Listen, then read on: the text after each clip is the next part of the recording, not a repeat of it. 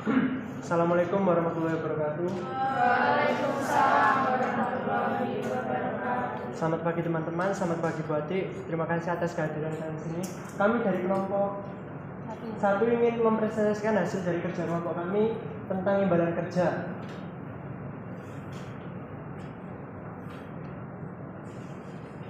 Perkenalkan anggota dari kelompok kami, saya sendiri Arifan Ramadhani Putra, absen 9.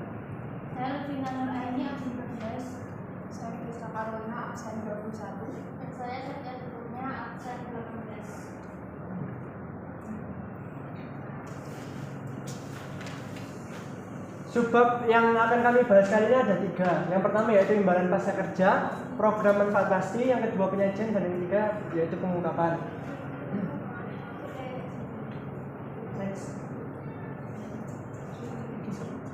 Yang pertama, imbalan pasca kerja, program manfaat pasti akan saya jelaskan.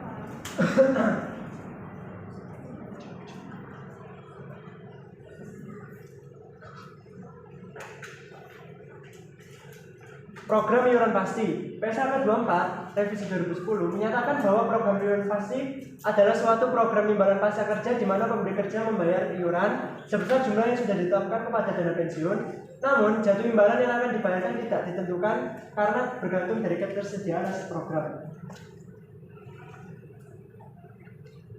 Pada program iuran pasti, pemberi kerja akan membayar iuran atas periode ketika pekerja telah memberikan jasanya kepada perusahaan. Seluruh iuran yang jatuh tempo untuk bulan tersebut dicatat sebagai beban, kecuali jika dapat dicatat sebagai perolehan aset sesuai ketentuan pada PSAK 14 revisi 2008 dan 16 revisi 2011. Misalnya pada bulan Juni 2019, iuran pensiun yang harus dibayarkan oleh PT Tanggap untuk bulan tersebut adalah 20 juta. Jika PT Tanggap membayar seluruh iuran tersebut, maka jurnal yang akan dicatat pada bulan Juni adalah sebagai berikut. Beban pada kas senilai 20 juta rupiah.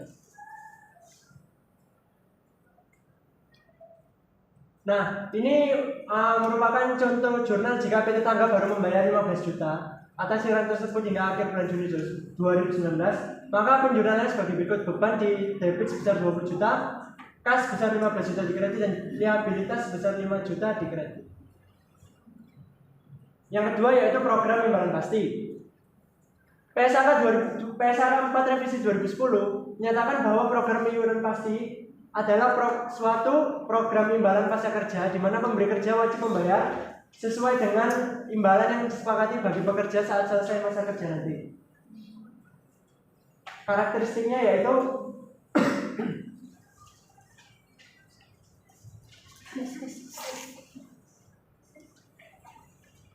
pada program imbalan pasti, perusahaan memiliki kewajiban untuk memenuhi pembayaran imbalan saat pekerja pensiun yang disebut sebagai kewajiban imbalan pasti. Imbalan tersebut dapat dibayarkan sekaligus atau secara bertahap. Untuk memenuhi kewajiban tersebut, perusahaan menyisihkan dana yang dibayarkan. Dana tersebut diakumulasikan dan diinvestasikan sebagai aset program. Yang B yaitu perlakuan akuntansi. Akuntansi untuk program imbalan pasti lebih kompleks karena membutuhkan adanya asumsi aktuaria untuk mengukur liabilitas dan beban yang harus diakui, serta kemungkinan menimbulkan keuntungan dan kerugian aktual. Poin ketiga C yaitu kewajiban imbalan pasti. Kewajiban imbalan pasti merupakan imbalan yang akan dibayarkan di masa depan atas jasa pekerja periode berjalan dan periode lalu. Kewajiban masa depan tersebut diukur pada tanggal pelaporan sebesar nilai kini menggunakan tingkat diskonto yang selanjutnya disebut dengan NKKIP atau nilai kini kewajiban imbalan pasti. Berikut merupakan faktor yang mempengaruhi NKKIP.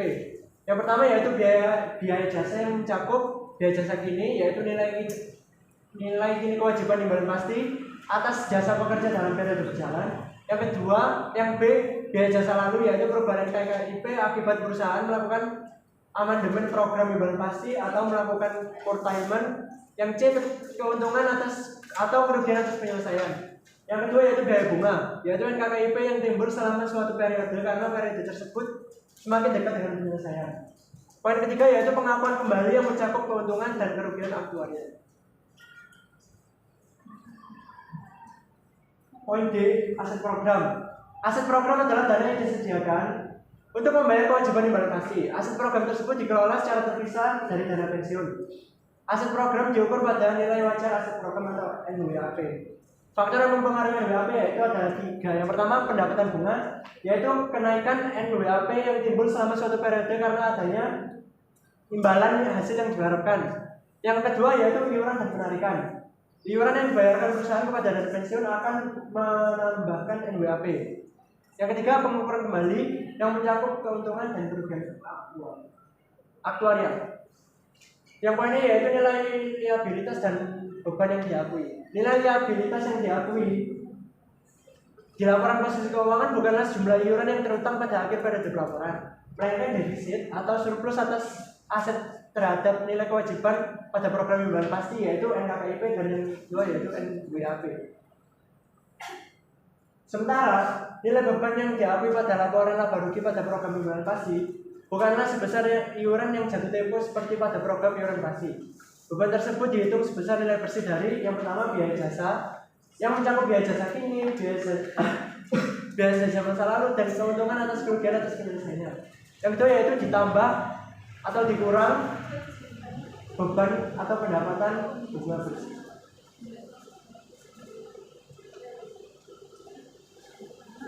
Selanjutnya akan dijelaskan oleh rekan saya Ufi sekarang. Jadi selanjutnya di sini merupakan contoh untuk kertas kerja tahun 2019. Di informasi soal diketahui bahwa ini untuk tahun 2011 NKKIP-nya di awal 2019 itu sebesar 200 juta. Lalu NBAP di awal 2019-nya itu 200 juta. Lalu biaya jasa kininya itu 25 juta dengan tingkat diskontonya itu 10%. Lalu iuran yang dibayarkan perusahaan pada dana pensiun itu 15 juta. Imbalan pensiun yang dibayarkan oleh dana pensiun itu 10 juta. Lalu NKKIP akhir di akhir 2019-nya itu 240 juta. Dan NWAP pada akhir tahun 2019 itu 215 juta.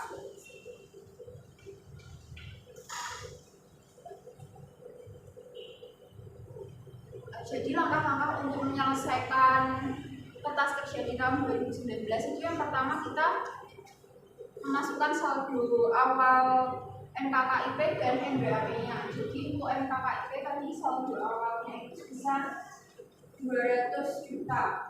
Itu kita catat kredit untuk NKKIP karena NKKIP ini saldo normalnya itu di kredit. Dan akun debitnya yaitu NBAP 200 juta ini dicatat debit. Selanjutnya di langkah kedua kita hitung kolom memo ini. Jadi kolom memo antara NKKIP dan NBAP ini dihitung selisihnya karena di sini 200 juta sama, jadi tidak ada selisih. Apabila tidak ada selisih, jadi tidak dicatat pada liabilitas selisihnya. Lalu langkah yang ketiga yaitu memasukkan biaya jasa kini. Nah tadi di soal diketahui biaya jasa kininya itu sebesar 25 juta. Nilai 25 juta ini kita catat sebagai beban di sini itu sebesar 25 juta. Ini debit, maksudnya debit 25 juta. Dan akun kreditnya yaitu NKKIP sebesar 25 juta. Selanjutnya langkah yang keempat yaitu kita masukkan biaya bunga. Tadi biaya bunganya itu diketahui sebesar cara menghitung biaya bunganya adalah 10% tingkat diskontonya 10% dikali dengan NKKIP awal tahun tadi. Awal tahun tadi diketahui di informasi soal itu sebesar 200 juta. Jadi 10% dikali 200 juta itu 20 juta. Nah, nilai biaya bunga 20 juta ini kita catat sebagai beban di debit yaitu 20 juta. Dan akun kreditnya karena dia ambilnya dari nilai NKKIP maka kreditnya itu adalah NKKIP sebesar 20 juta.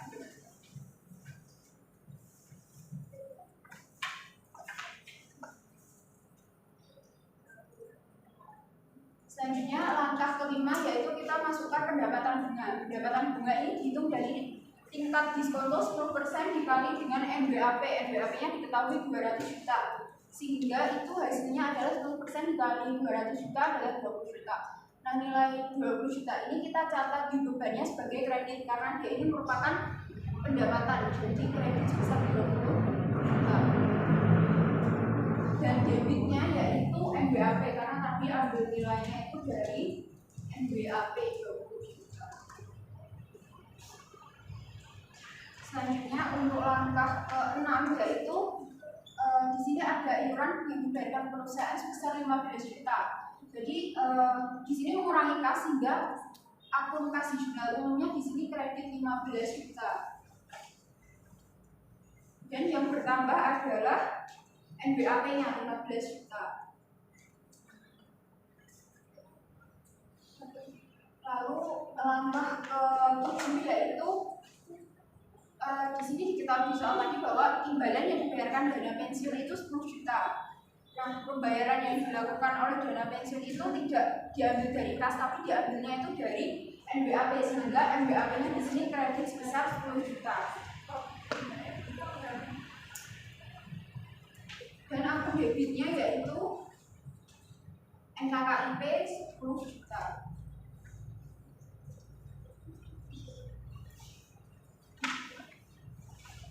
Selanjutnya untuk langkah ke-8 yaitu kita menghitung saldo NKKIP, kolom NKKIP akhir ini itu dihitungnya dengan cara 200 juta ditambah 25 juta ditambah 20 juta dikurangi 10 juta, itu hasilnya adalah 240 juta.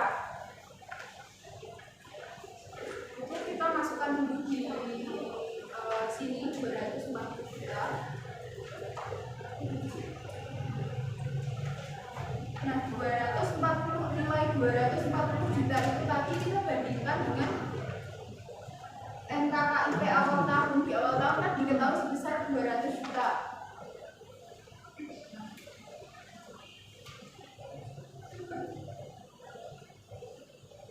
Maaf, ini 200 juta ditambah 200 juta kurang 10 itu hasilnya 235 juta. Lalu saldo NKKIP akhir aktuarialnya tapi di informasi soal itu hasil 240 juta. Nah, di sini antara 235 juta dengan 240 itu ada selisih sebesar 5 juta. Nah, 5 juta ini kita masukkan ke pengukuran kembali NKKIP dicatat pada penghasilan komprehensif lain debit 5 juta. Lalu kreditnya yaitu NKKIP 5 juta.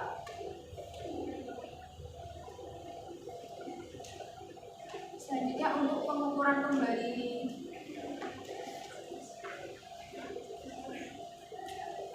langkah ke-9 kita menghitung pengukuran kembali MBAP. Kita hitung dulu 200 juta ditambah 20 juta tambah 15 kurangi 10 juta itu hasilnya sebesar 225 juta. Nah, kita bandingkan dengan saldo akhir aktuaria di akhir yang MBAP itu di informasi soal itu diketahui sebesar 215 juta.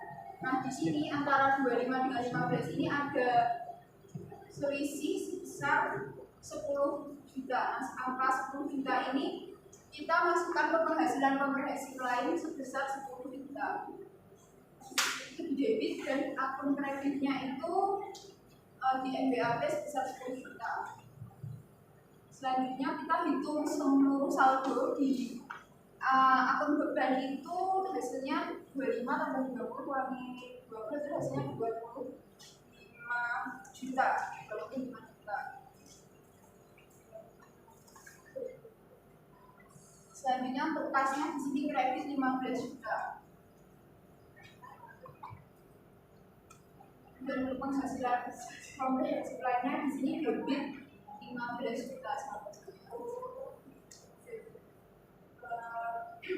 Nah, setelah itu kita jumlahkan kolom NKKIP-nya 200 juta ditambah 25 juta tambah 20 juta dikurangi 10 juta ditambah 5 juta itu hasilnya 250 juta. Lalu untuk NBAP itu 200 juta ditambah 20 juta ditambah 15 juta kurangi 10 juta dikurangi dengan 10 juta itu 225 215 juta. Nah, antara 240 dan 215 ini kan ada selisih sebesar 25 juta. Nah, selisih 25 juta itu kita catat pada liabilitas 25 juta. Dan di jumlah umum kita tambahkan 25 juta dikurangi 15 juta ditambah 15 juta itu hasilnya 25 juta.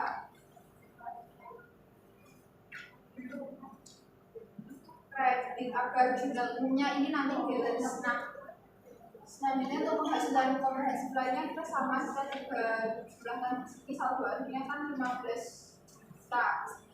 Jadi antara liabilitas jurnal umum dengan liabilitas dari memo sama-sama 20 juta itu berarti hasilnya sudah benar.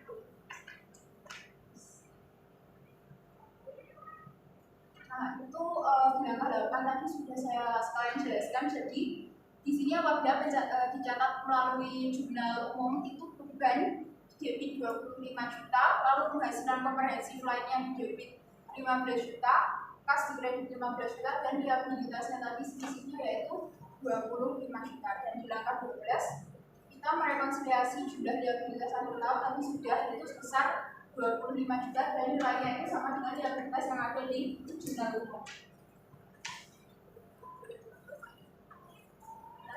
Nah itu tadi hasil dari perhitungan ini biar kita buat di BPT seperti itu.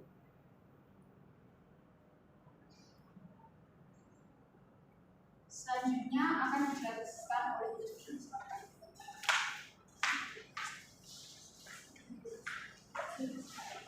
Oke, selanjutnya saya akan menjelaskan mengenai ketenaga kerja tahun 2020. Jadi PT SIA memiliki posisi saldo terkait program tersebut yaitu sebagai berikut.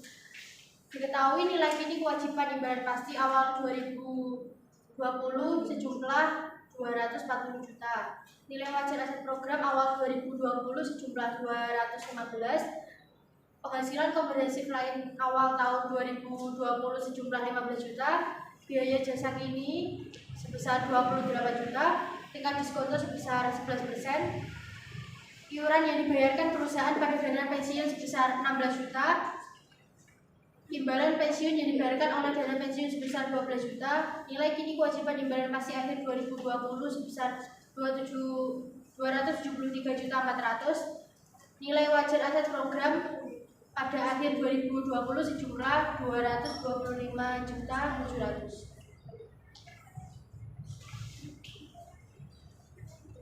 Untuk langkah yang pertama, memasukkan saldo awal NKKIP, NWAP, dan penghasilan komprehensif lain. Nilai tersebut diambil dari saldo akhir pada kerja tahun sebelumnya. Untuk langkah yang kedua, hitung posisi bersih kolom memo dengan membandingkan nilai saldo debit dengan kredit. Pada kasus ini posisi kredit sejumlah 240 juta rupiah dan debit sejumlah 215 juta, sehingga kelebihan saldo kredit sejumlah 25 juta itu dari 240 juta tadi dikurangi 215 juta.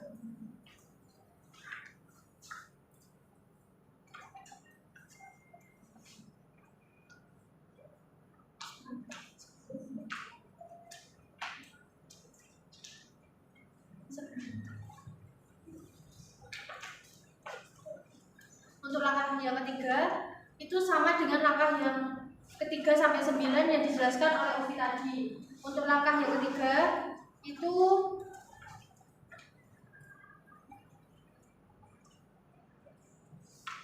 masukkan biaya jasa kini pada kolom beban itu di debit sebesar 28 juta. Sudah diketahui di soal tadi. Untuk langkah yang keempat, biaya bunga sebesar 26 juta 400 itu dari 11% dikali 240 juta.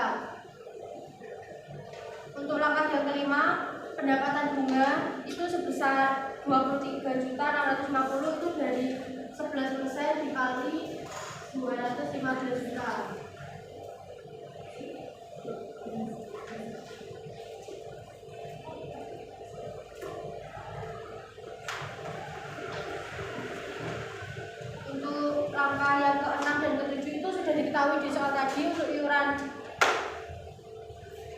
suratnya sebesar 16 juta, sedangkan yang langkah ketujuh imbalan yang dibayarkan dana pensiun sebesar 12 juta. Untuk langkah ke-8, saldo NKKIP akhirnya sejumlah 9 juta. Untuk langkah yang ke-9, saldo NWAP-nya sebesar 13 juta 50.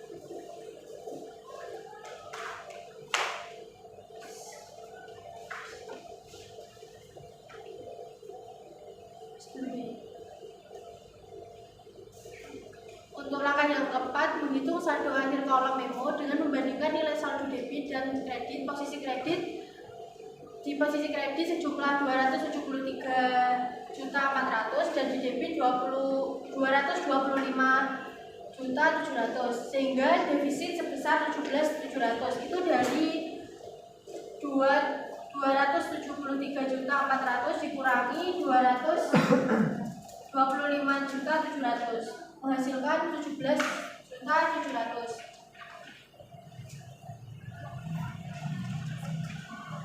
Untuk langkah yang kelima, menghitung saldo akhir pada kelompok jurnal umum. Itu dari saldo beban dikurangi kas ditambah saldo penghasilan komprehensif lain tahun berjalan. Untuk saldo bebannya sejumlah 29.750 dikurangi kas sejumlah 16 juta ditambah penghasilan komprehensif lain tahun berjalan 21.050, hasilnya 7.300.000.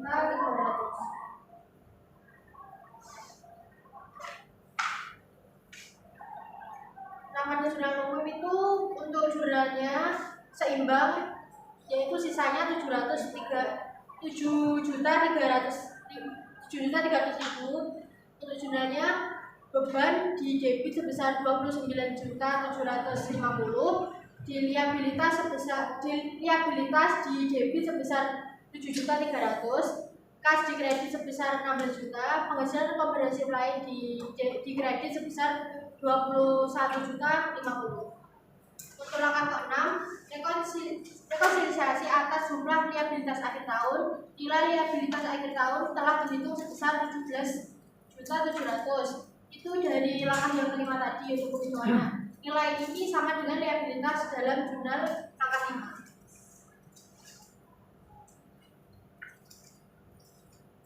Jadi setelah dihitung dari langkah-langkah tadi, dimasukkan ke dalam kertas kerja ini yang sama seperti yang dijelaskan oleh Umi tadi.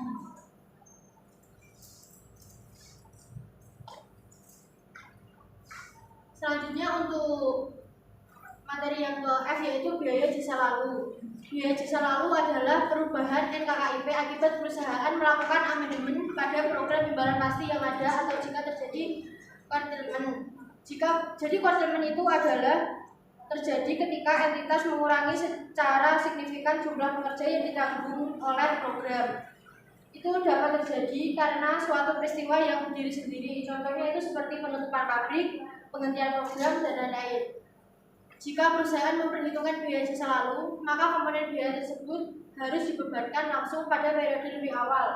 Itu ada dua. Yang pertama, ketika rencana amandemen atau quarterment terjadi. Yang kedua, ketika perusahaan mengakui biaya restrukturisasi terkait amandemen atau quarterment tersebut. Baik, untuk kertas kerja selanjutnya akan dijelaskan oleh Asia. Selanjutnya untuk melanjutkan yaitu contoh kertas kerja tahun 2021. Nah, pada tahun 2021 ini PT Siap ini memiliki posisi saldo terkait program tersebut adalah sebagai berikut. Itu ada NKKIP awal 2021 sebesar 273.400.000, kemudian NBAP awal 2021 ada 225.700.000, kemudian penghasilan komprehensif lain di debit awal 2021 sebesar 5 juta, Kemudian ada biaya jasa lalu 50 juta, biaya jasa kini 26 juta dengan tingkat diskonnya 8%. Kemudian iuran yang dibayarkan perusahaan kepada dana pensiun sebesar 32 juta, imbalan pensiun yang dibayarkan oleh dana pensiun 15 juta, dan nilai ini kewajiban imbalan pasti akhir 2021 364 juta, dan yang terakhir ada nilai wajar aset program akhir 2021 besar 303.544 rupiah. Nah, untuk langkah-langkah dalam kertas kerja 2021 ini sebenarnya sama dengan tahun 2019 dan 2020, yaitu yang pertama kita masukkan dulu saldo awal NKKIP dan NBAP serta penghasilan komprehensif lainnya.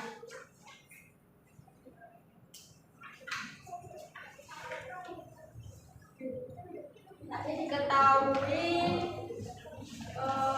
penghasilan komprehensif lainnya itu sebesar 5 juta.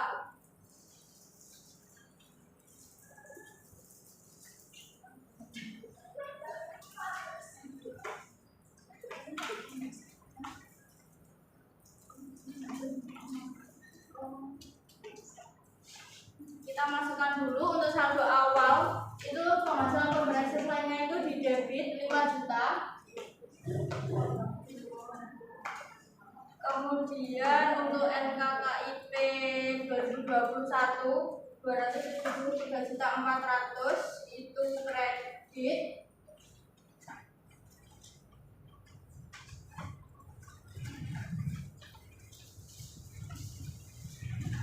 Kemudian NWAP-nya 255.700.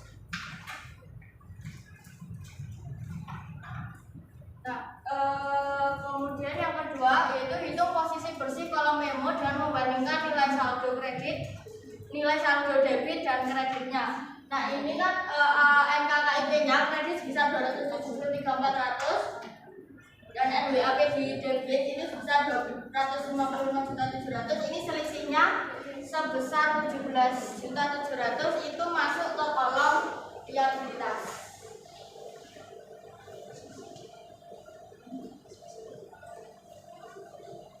Nah, selanjutnya pada tahun 2021 ini perusahaan mengakui biaya jasa lalu dengan asumsi rencana amandemen sudah terjadi. Biaya jasa lalu 2021 diakui sebagai beban dan menambah NKKIP sebesar 50 juta. Ini masuk ke beban di debit 50 juta. Dan kreditnya itu masuk ke NKKIP 50 juta.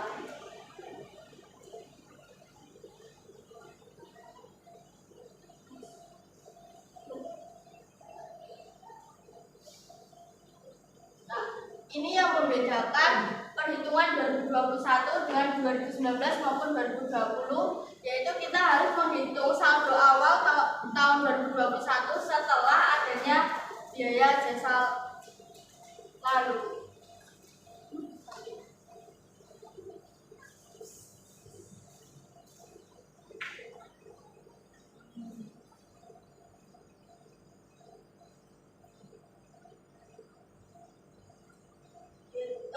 Saldo awal disesuaikannya yaitu bebannya itu sebesar 50 juta debit, kemudian penghasilan komprehensif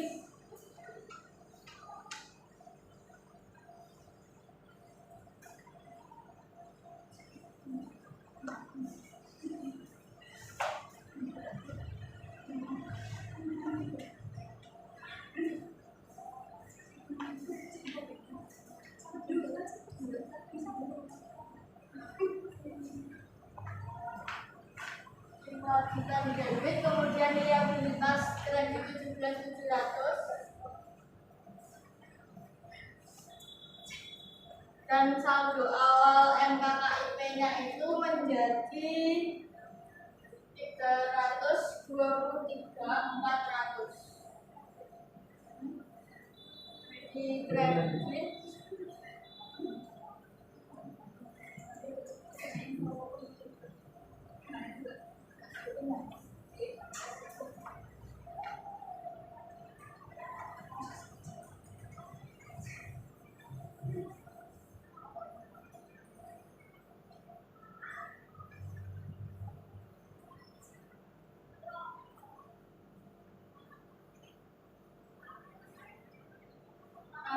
Selanjutnya tadi ada saldo biaya jasa kini sebesar 26 juta, itu masuk di kolom beban di debit, dan kreditnya ada di NKKIP 26.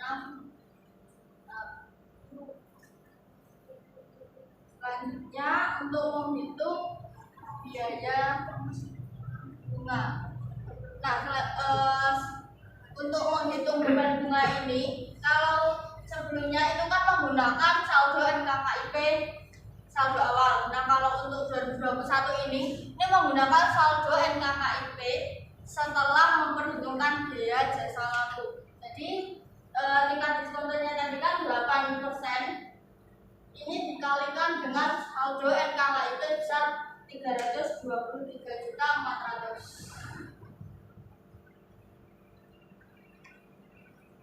yaitu sebesar 25.872.000. Kemudian untuk kreditnya itu di NKKIP.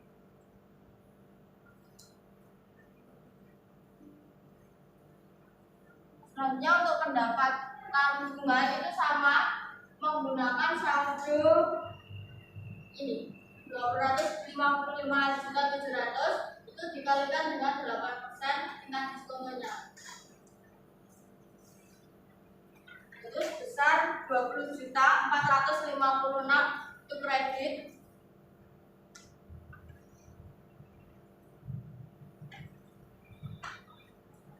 Debitnya CNBAP 20.456.000. Kemudian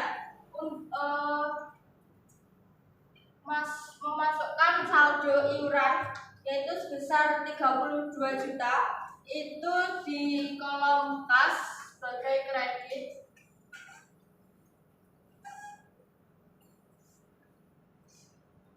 Debitnya di NBAP 32 juta. Kemudian untuk imbalan pensiun yang dibayarkan oleh dana pensiun 15 juta, itu masuk ke kolom NKKIP sebagai debit, dan NBAP sebagai kredit.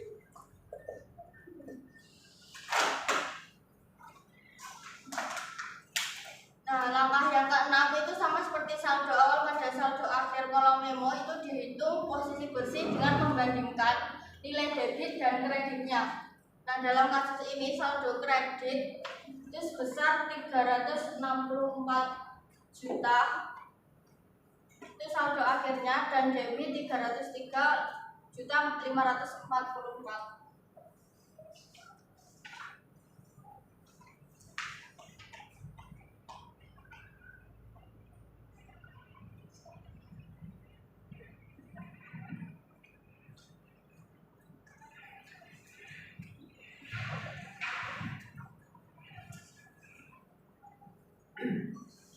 Nah, sehingga ini terdapat selisih sebesar 60.456.000, ini masuk ke liabilitas dan diakui di laporan posisi keuangan.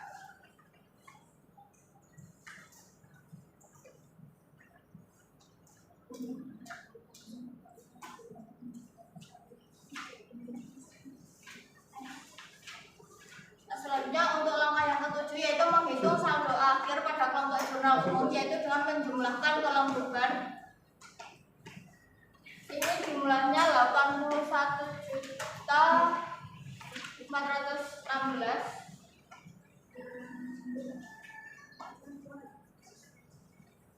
Debit, kemudian kolom kasnya itu sebesar 32 juta kredit. Kemudian untuk penghasilan komprehensif lainnya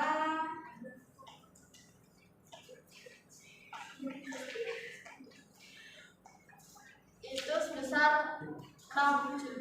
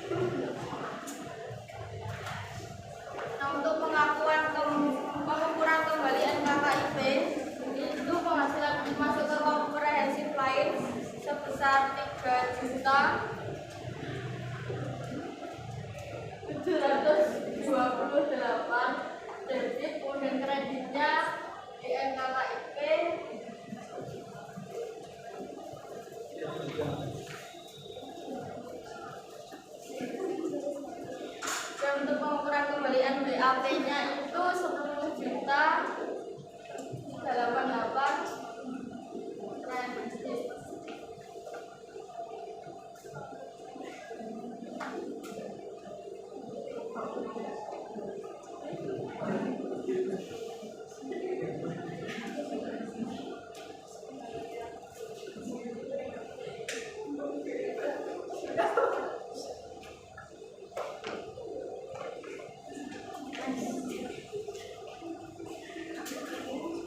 Nah, kurang lebih hasil lekam kertas kerjanya tahun 2021 seperti ini.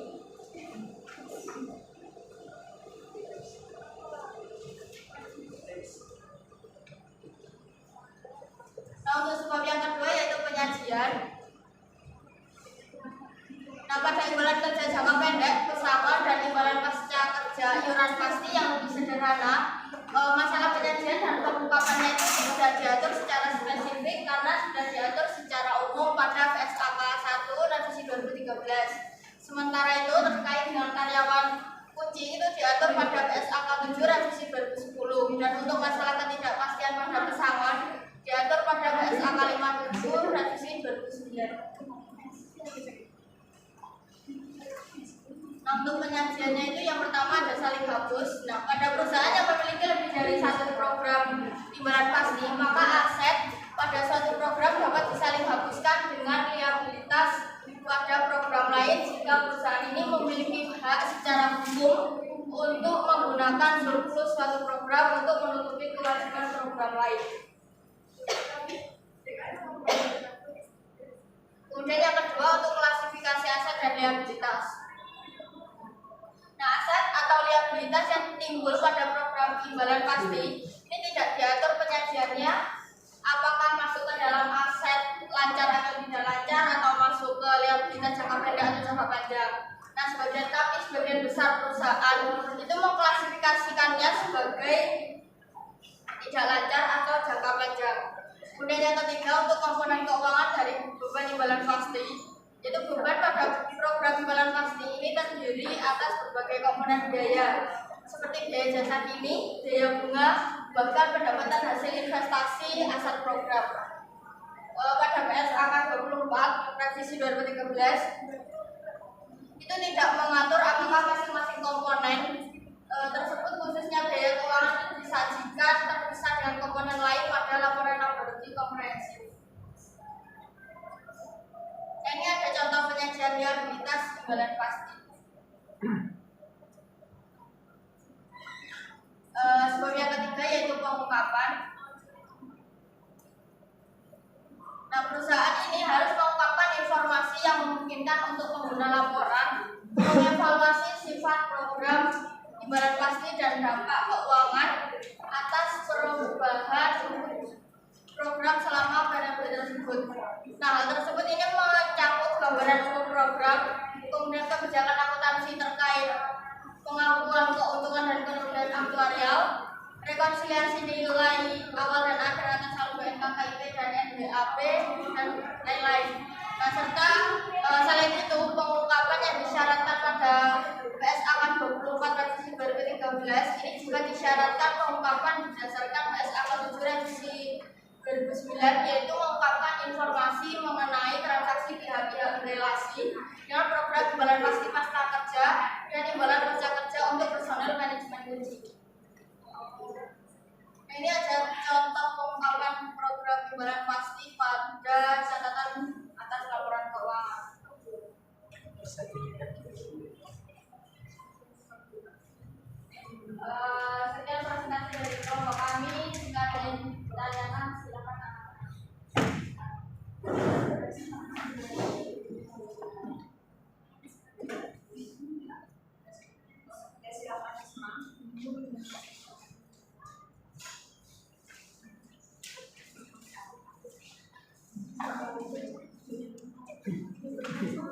Ini dilanjutkan.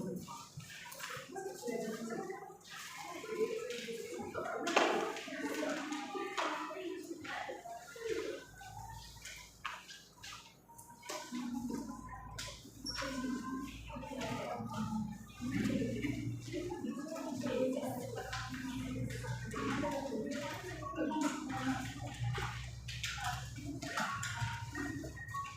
sebelumnya perkenalkan nama saya Ismail Farida. Izin bertanya kepada Bapak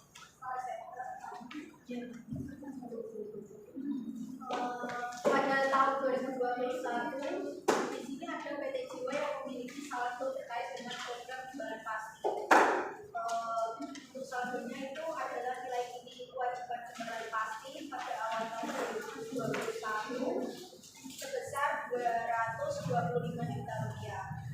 Untuk nilai wajar aset program pada awal tahun 2021-nya sebesar 175 juta rupiah. Selanjutnya ada rekomendasi lain untuk kredit pada awal tahun 2021 sebesar 470 rupiah.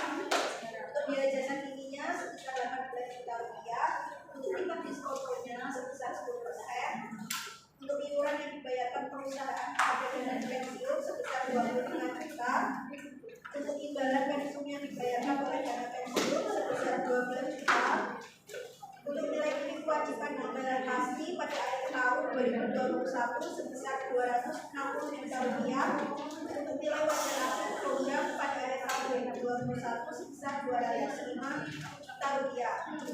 Untuk pertanyaan saya, itulah program imbalan pasti pada tahun 2021 dan liabilitas di laporan posisi keuangan pada PT Jiwa per 31 Desember 2021 dan ayat jurnal imbalan pasti pada tahun 2021. Apakah bisa dipahami? Ya, terima kasih Mas. Selanjutnya, ya, Mas, silakan. Sebelumnya perkenalkan nama saya Nurman dari absen 14. Saya ingin bertanya kepada Bapak Pan. Ini adalah data yang berhubungan dengan program imbalan pasti bagi karyawan PT Sejahtera Baru. Di sini untuk NKKIP-nya untuk tanggal 1 Januari 2022 itu adalah 3 miliar 100 juta. Dan untuk 31 Desember 2022 itu 3 miliar 400 juta. Lalu untuk NWAP yang 1 Januari 2022 itu 2 miliar 900 juta dan 31 Desember 2 miliar 100 juta.